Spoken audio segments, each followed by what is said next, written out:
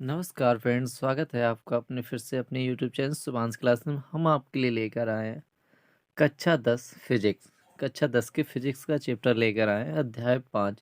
इस अध्याय में ऊर्जा के स्रोत, इससे संबंधित सभी महत्वपूर्ण हेडिंग आपको बताएंगे दोस्तों। यदि वीडियो अच्छा लगे तो वीडियो को लाइक कीजिए, चैनल को सब्सक्राइब कीजिएगा, बेल आइकन को ऑन कर दीजिएगा, जिससे हमारी वीडियो की नोटिफिकेशन आपको सबसे पहले मिलती रहे दोस्तों।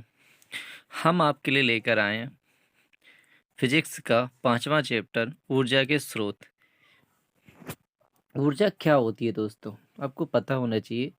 ऊर्जा के स्रोत के चैप्टर से पहले हेडिंग बनती है ऊर्जा। ऊर्जा होती क्या है? किसी वस्तु द्वारा कार्य करने की क्षमता को ऊर्जा कहते हैं।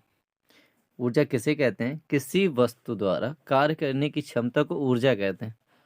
अर्थात ऊर्जा को एक दूसरे रूप में बदला जा सकता है। क्या किया जा सकता है दोस्तों? ऊर्जा को एक दूसरे रूप में बदला जा सकता है।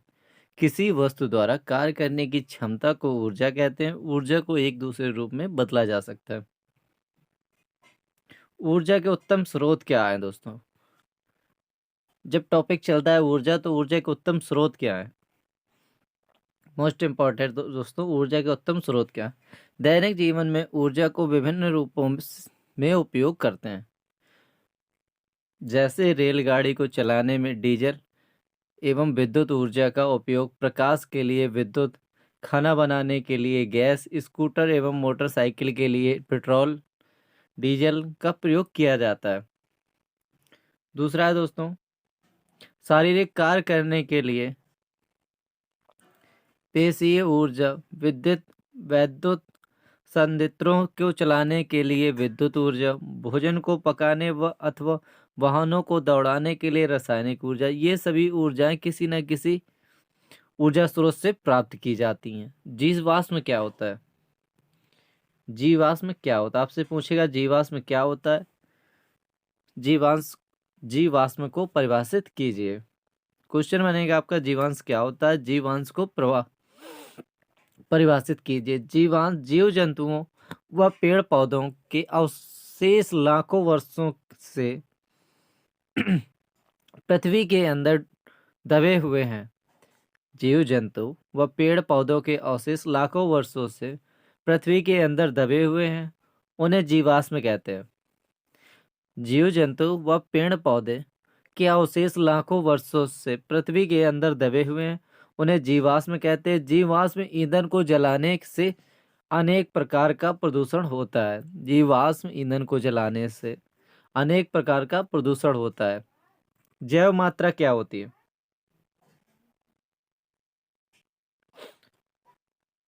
जैव मात्रा क्या होती है दोस्त? जैव मात्रा मोस्ट इंपॉर्टेंट। जैव मात्रा क्या होती है? जंतु एवं पौधों से प्राप्त ऐसे उत्पाद जिनका प्रयोग ईंधन के रूप में किया जाता है, जैव मात्रा कहलाती है।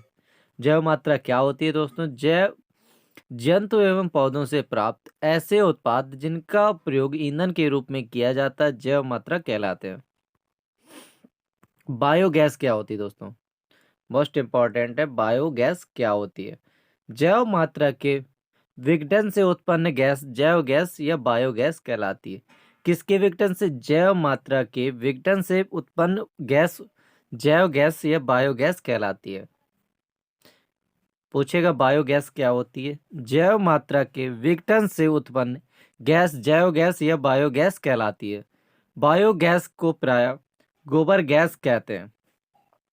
बायोगैस को प्रायः गोबर गैस कहते हैं। इसमें 75% इसमें क्या 75% मेथेन गैस होती है। जैव गैस संयंत्रों से उप उत्पाद के रूप में स्लरी निकलती है। जैव गैस संयंत्र से उप उत्पाद के रूप में स्लरी निकलती है दोस्तों। यदि वीडियो अच्छा लग रहा हो, वीडियो को लाइक कीजिए, चैनल को सब्सक्राइब कीजिए, बेल आइकन को ऑन कर दीजिए।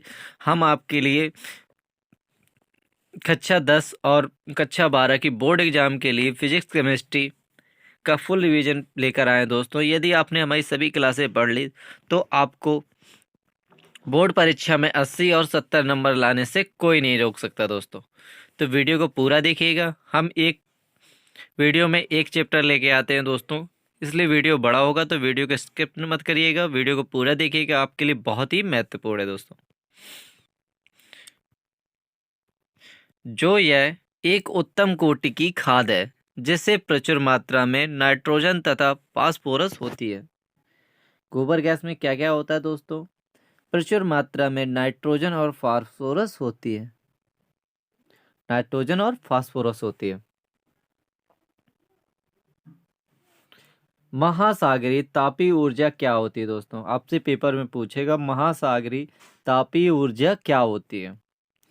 सूर्य की प्रकाश की गर्मी से सागर के जल में तापांतरण से प्राप्त ऊर्जा महासागरीय तापीय ऊर्जा कहलाती है।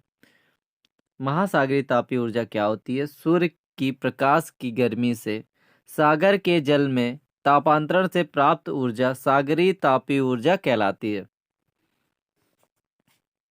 तप्त स्थल क्या होते हैं दोस्तों? तप्त स्थल क्या होते हैं? पूछेगा आपसे क्वेश्चन में, तप्त स्थल क्या होते हैं, उन्हें परिभाषित कीजिए। भौमिकीय परिवर्तनों के कारण भूपर्वतीय गहराई में तप्त क्षेत्रों में पिघली चट्टानें ऊपर ढकेल दी जाती हैं, जो कुछ क्षेत्रों में एकत्र हो जाती। इन क्षेत्रों को तप्त स्थल कहते हैं। एक बार फिर से देख लीजिए दोस्तों, तप्त स्थल क्या होता है? भौमिकीय परिवर्तनों के कारण भूपर्वतीय गहराई में तप्त क्षेत्रों में पिघली चट्टानें ऊपर ढकेल दी जाती हैं, जो कुछ क्षेत्रों में एकत्र हो जाती। इन क्षेत्रों को तप्त स्थल कहते हैं। नाभिकीय विखंडन क्या होता है दोस्तों? मोस्ट इम्पोर्टेंट है, नाभिकीय विखंडन क्या होता है। आपसे क्वेश्चन आएगा नाभिकीय विखंडन क्या होता है, इसे समझाइए। किसी बड़े नाभिक का दो छोटे नाभिकों में विखंडित होना नाभिकीय विखंडन कहते हैं। इसमें अपार ऊर्जा मुक्त होती है। किसी बड़े नाभिक का दो छोटे नाभिकों में विखंडित होना नाभिकीय विखंडन कहते हैं। इसमें अपार ऊर्जा मुक्त होती है। तापीय विद्युत संयंत्र क्या होते हैं? तापीय विद्युत संयंत्र क्या होते हैं दोस्तों? मोस्ट इम्पॉर्टेंट है, तापीय विद्युत संयंत्र क्या होते हैं? विद्युत संयंत्रों में जीवाश्म ईंधन का दहन करके जल उबाल करके गैस बनाई जाती है। तापीय विद्युत संयंत्रों में का प्रयोग क्या होता है? विद्युत संयंत्रों में जीवाश्म ईंधन का दहन करके जल उबाल करके गैस बनाई जाती है। समान दूरियों के परिवहन की तुलना में यह विद्युत संचरण अधिक दक्ष होता है। बहुत से तापीय विद्युत संयंत्रों कोयले तथा तेल के क्षेत्रों का निकट स्थापित किए गए हैं। उन संयंत्रों में ईंधन के दहन के द्वारा उसमें ऊर्जा उत्पन्न हो जाती है। जल विद्युत संयंत्र क्या होते हैं दोस्तों? जल विद्युत संयंत्र क्या होते हैं? मोस्ट इंपॉर्टेंट है, क्वेश्चन में आपसे पूछा जाएगा जल विद्युत संयंत्र क्या होते? किसी बहते हुए जल की गतिज ऊर्जा अथवा उसकी ऊंचाई पर स्थित जल की स्थितिज ऊर्जा का उपयोग उसे विद्युत में रूपांतरण करने में किया जाता है। किसी बहते हुए जल की गतिज ऊर्जा अथवा किसी ऊंचाई पर स्थित जल की स्थितिज ऊर्जा का उपयोग उससे विद्युत में रूपांतरण करने में किया जाता है। इसे जल संयंत्र कहते हैं। ऊर्जा के पारस्परिक स्रोतों के उपयोग के लिए प्रौद्योगिकी में सुधार अथवा जैव मात्रा बायोमास क्या होता है? क्वेश्चन आएगा आपसे, ऊर्जा के पारंपरिक स्रोतों के उपयोग के लिए प्रौद्योगिकी में सुधार अथवा जैव मात्रा बायोमास क्या होता है? ऊर्जा के पारस्परिक स्रोतों के उपयोग के लिए प्रौद्योगिकी में सुधार अथवा जैव मात्रा या बायोमास क्या होता है? भारत में विशाल संख्या में पेड़ पौधों की विशाल मात्रा है। यह ईंधन पादप एवं जंतु उत्पाद है। अतः इन ईंधनों के स्रोत को हम जैव मात्रा या बायोमास कहते हैं।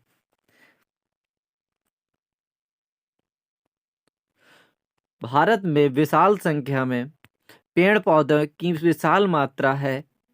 यह ईंधन पादप एवं जंतु उत्पाद है, अतः इन ईंधनों के स्रोत को हम जैव मात्रा या बायोमास कहते हैं। इसी प्रकार गोबर, फसलों व सब्जियों से बचा अवशिष्ट तथा विभिन्न पेड़ पौधे ऑक्सीजन की अनुपस्थिति में अपघटित होते हैं। क्या करते हैं दोस्तों? उपस्थिति में अपघटित होते हैं तो बायोमास या जैव गैस निकलती है। यह मुख्यतः गोबर गैस से बनती है, इस कारण इसे गोबर गैस कहते हैं। जैव गैस में मीथेन गैस की मात्रा 75% तक होती है। यह बिना धुएं के जलती है। जैव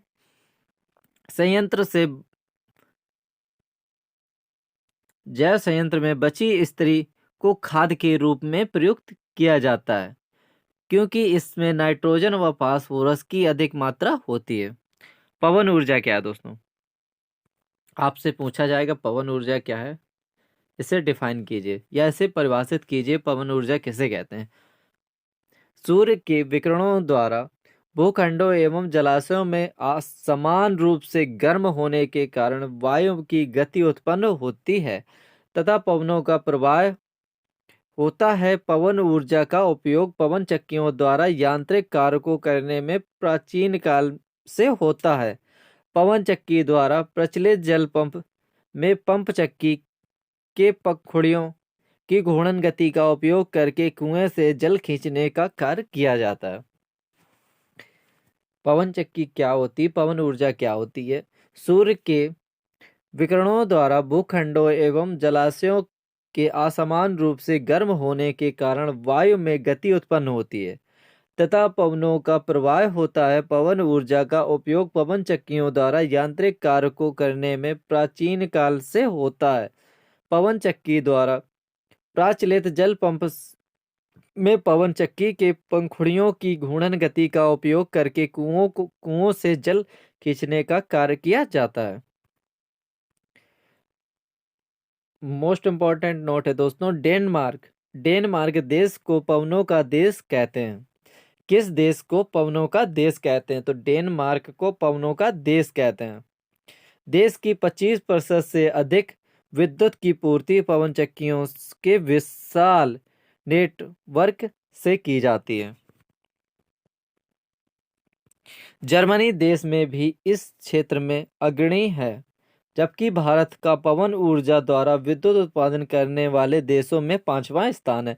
भारत का कौन सा स्थान है पवन ऊर्जा का प्रयोग करने वाले देशों में? भारत का 5वां स्थान है दोस्तों। आपके लिए मोस्ट इंपॉर्टेंट है, भारत का कौन सा स्थान है पवन ऊर्जा का उत्पादन करने में? तमिलनाडु में कन्याकुमारी के समीप भारत का विशालतम पवन ऊर्जा फार्म स्थापित किया गया है। यह 380 मेगावाट विद्युत उत्पन्न करता है। तमिलनाडु में कन्याकुमारी के समीप भारत का विशालतम पवन ऊर्जा फार्म स्थापित किया गया है। यह 380 मेगावाट विद्युत उत्पन्न करता है। आपको याद रखना है, तमिलनाडु के कन्याकुमारी के समीप भारत का विशालतम पवन ऊर्जा स्थापित किया है। यह 380 मेगावाट ऊर्जा उत्पन्न करता है। वैकल्पिक अथवा गैर पारंपरिक ऊर्जा के स्रोत क्या हैं? वैकल्पिक अथवा गैर परंपरागत ऊर्जा के स्रोत क्या हैं? सौर ऊर्जा पहले नंबर पे आती है दोस्तों, सौर ऊर्जा। इसका प्रयोग अब बहुत ही तीव्रता से भारत कर रहा है। सूर्य लगभग 5 करोड़ वर्ष से लगातार ऊर्जा प्रदान कर रहा है। सूर्य लगभग 5 करोड़ वर्ष से लगातार ऊर्जा प्रदान कर रहा है तथा भविष्य में भी 5 करोड़ वर्ष तक ऊर्जा विकृत करता रहेगा। अतः सूर्य ऊर्जा का विशाल भंडार है। सौर ऊर्जा का केवल लघु भाग ही पृथ्वी के वायुमंडल की बाह्य परतों पर पहुंचता है। इसका लगभग आधा भाग वायुमंडल से गुजरते समय अवशेषित हो जाता है तथा शेष भाग पृथ्वी के पृष्ठ पर पहुंचता है। नाभिकीय ऊर्जा दूसरी गैर पारंपरिक ऊर्जा है नाभिकीय ऊर्जा। नाभिकीय विखंडन एक ऐसी प्रक्रिया है। नाभिकीय ऊर्जा क्या है? नाभिकीय विखंडन एक ऐसी प्रक्रिया है जिसमें किसी भी भारी परमाणु, यूरेनियम, प्लूटोनियम थोरियम के नाभिक को कम ऊर्जा वाले न्यूट्रॉन से बमबारी करके हल्के नाभिकों में तोड़ा जाता है, जिससे मुक्त ऊर्जा नाभिकीय ऊर्जा कहलाती है। नाभिकीय विखंडन नाभिकीय विखंडन एक ऐसी प्रक्रिया है जिसमें किसी भी भारी परमाणु यूरेनियम, प्लूटोनियम, थोरियम के नाभिकों को कम ऊर्जा वाले न्यूट्रॉन से बमबारी करके हल्के नाभिकों में तोड़ा जाता है, जिससे ऊर्जा मुक्त होती है। जैसे इसका उदाहरण है दोस्तों, यूरेनियम के एक परमाणु के विखंडन में जो ऊर्जा मुक्त होती है वह कोयले के किसी परमाणु के दहन से उत्पन्न ऊर्जा की तुलना में करोड़ों गुना होती है। यह विक्रिया निम्नवत है। यूरेनियम के एक परमाणु के विखंडन में जो ऊर्जा मुक्त होती है वह कोयले के किसी परमाणु के दहन से उत्पन्न ऊर्जा की तुलना में करोड़ों गुना होती है। यह विक्रिया निम्नवत है। 92U 235 यूरेनियम एक न्यूट्रॉन से क्रिया कराते हैं 0N1 से, तो 92 यूरेनियम 235। फिर इसके बाद प्राप्त होता है 56 बेरियम 141 36 Kr 92 और 3 न्यूट्रॉन और 200 मेगावाट विद्युत ऊर्जा उत्पन्न करती है दोस्तों। पर्यावरण विषयक सरोकार। पर्यावरण विषयक सरोकार ऊर्जा स्रोत का चयन निम्न परिस्थितियों के अनुसार कारकों पर निर्भर करता है। ऊर्जा स्रोत का चयन परिस्थितियों के अनुसार कारकों पर निर्भर करता है। उस ऊर्जा स्रोत से ऊर्जा मुक्त करने में सरलता होनी चाहिए। उस ऊर्जा स्रोत से ऊर्जा प्राप्त करने में सरलता होनी चाहिए। दूसरा नंबर है दोस्तों, उस ऊर्जा स्रोत से ऊर्जा प्राप्त करने में व्यय या मितव्ययी कम खर्च होना चाहिए। उस ऊर्जा स्रोत से ऊर्जा प्राप्त करने की उपलब्ध प्रौद्योगिकी की दक्षता तथा उस ऊर्जा स्रोत के उपयोग करने की पर्यावरण होने वाली क्षति मूल्यांकन होना चाहिए। जीवाश्म ईंधन की हानियां आपसे पूछेगा दोस्तों, जीवाश्म ईंधन से क्या क्या हानियां हैं। जीवाश्म ईंधन से निम्नलिखित हानि है। पहला नंबर है, पृथ्वी पर जीवाश्म ईंधन का सीमित भंडार उपलब्ध है, अतः इनका संरक्षण आवश्यक है। जीवाश्म ईंधन की हानियां क्या है दोस्तों? पहला नंबर है, पृथ्वी पर जीवाश्म ईंधन का सीमित भंडार उपलब्ध है, इसका संरक्षण आवश्यक है। जीवाश्म ईंधन जलाए जाने पर प्रदूषण फैलते हैं। जीवाश्म ईंधन जलाए जाने पर प्रदूषण फैलते हैं। इनके द्वारा अम्लीय वर्षा होती है। इनके द्वारा कैसी वर्षा होती है? इनके द्वारा अम्लीय वर्षा होती है दोस्तों। जीवाश्म ईंधन तथा सूर्य की तुलना कीजिए और उनके अंतर लिखिए। जीवाश्म ईंधन तथा सूर्य की तुलना कीजिए और उनके अंतर लिखिए। यह आपके लिए मोस्ट इंपॉर्टेंट है दोस्तों। जीवाश्म ईंधन तथा सूर्य की तुलना कीजिए और उनके अंतर लिखिए। यह ऊर्जा का अनवीकरणीय स्रोत है। यह ऊर्जा का अनवीकरणीय स्रोत है। जीवाश्म ईंधन प्रदूषण फैलाते हैं। जीवाश्म ईंधन प्रदूषण फैलाते हैं। इनमें ऊर्जा प्रत्येक समय प्रत्येक परिस्थिति में प्राप्त की जा सकती है। इनमें ऊर्जा प्रत्येक समय प्रत्येक परिस्थिति में प्राप्त की जाती है। यह जीवाश्म की खूबियां थी दोस्तों। यह ऊर्जा का अनवीकरणीय स्रोत है। जीवाश्म ईंधन प्रदूषण फैलाते हैं। नंबर 3, इनमें ऊर्जा प्रत्येक समय प्रत्येक परिस्थिति में प्राप्त की जा सकती है। सूर्य की क्या विशेषता है दोस्तों? यह ऊर्जा का नवीकरणीय स्रोत है। यह ऊर्जा का नवीकरणीय स्रोत है। सूर्य से प्राप्त ऊर्जा में कोई प्रदूषण नहीं होता है। सूर्य से प्राप्त ऊर्जा में कोई प्रदूषण नहीं होता है। बादलों से घिरे आकाश वाले दिन तथा रात्रि में सूर्य ऊर्जा प्राप्त नहीं की जा सकती है। यह इसकी एक कमी है दोस्तों। बादलों से घिरे आकाश वाले दिन तथा रात्रि में सूर्य ऊर्जा प्राप्त नहीं की जा सकती है।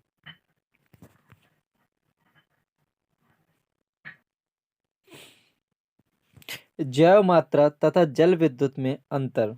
जैव मात्रा तथा जल विद्युत में अंतर क्या होते हैं दोस्तों? जैव मात्रा क्या होती है? जैव मात्रा से ऊर्जा प्राप्त करने के प्रक्रम में प्रदूषण फैलता है। जैव मात्रा से ऊर्जा प्राप्त करने के प्रक्रम में प्रदूषण फैलता है। जैव मात्रा द्वारा प्राप्त ऊर्जा को सीमित स्थान में ही प्रयोग किया जा सकता है। जैव मात्रा द्वारा प्राप्त ऊर्जा को सीमित स्थान में ही प्रयोग किया जा सकता है। जैव मात्रा केवल सीमित मात्रा में ही ऊर्जा प्रदान कर सकती है। जैव मात्रा केवल सीमित मात्रा में ही ऊर्जा प्रदान कर सकती है। जल विद्युत। जल विद्युत क्या होता है दोस्तों? जल विद्युत ऊर्जा का स्वच्छ स्रोत है।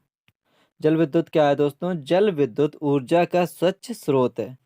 जल विद्युत ऊर्जा को लाइनों द्वारा कहीं भी संचित किया जा सकता है। जल विद्युत ऊर्जा को लाइनों द्वारा कहीं भी संचित किया जा सकता है। जल विद्युत ऊर्जा एक बड़ा स्रोत है।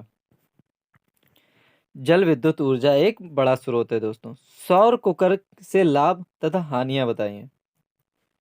आपके लिए मोस्ट इंपॉर्टेंट क्वेश्चन है दोस्तों, ये पेपर में पूछा गया है। सौर कुकर से लाभ तथा हानियां बताइए। लाभ क्या होते हैं सौर कुकर के? ईंधन का कोई खर्च नहीं होता, इसमें प्रदूषण नहीं होता है, इसमें धीमी गति से खाना पकता है, इसलिए इसके द्वारा पके भोजन से पोषक तत्व नष्ट नहीं होते, इसमें निरंतर देखभाल की आवश्यकता नहीं होती है।